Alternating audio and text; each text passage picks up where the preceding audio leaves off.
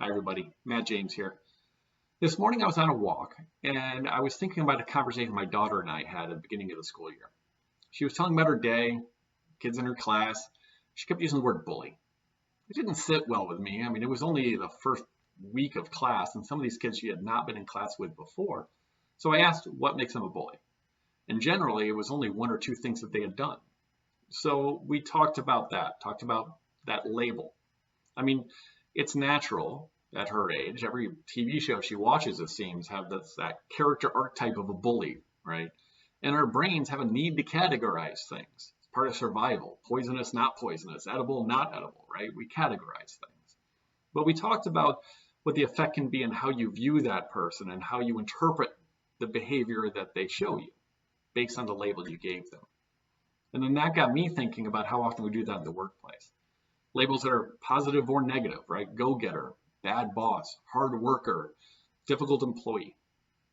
When it comes to a large organization, it's natural to categorize employees.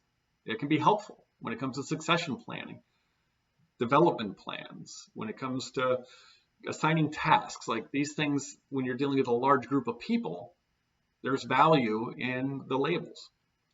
But when you're talking about your team, the people you deal with on a daily basis, then we've got a little bit of a problem possibly.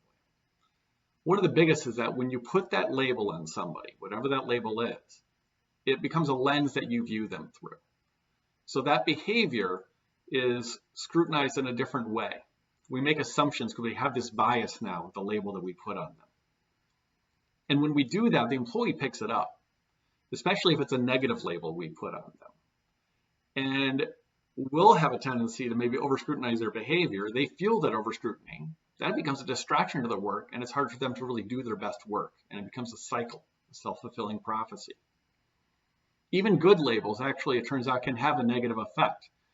I was reading a study that actually showed that when you put a positive label on an employee, that becomes the construct of how they view themselves. And studies show they actually have a harder time accepting negative feedback because it doesn't fit into that construct.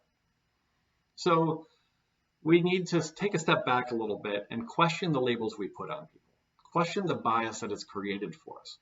We need to handle their behavior in the present. We need to not assume that they're not going to want to do a certain task because they didn't want to do a similar one before.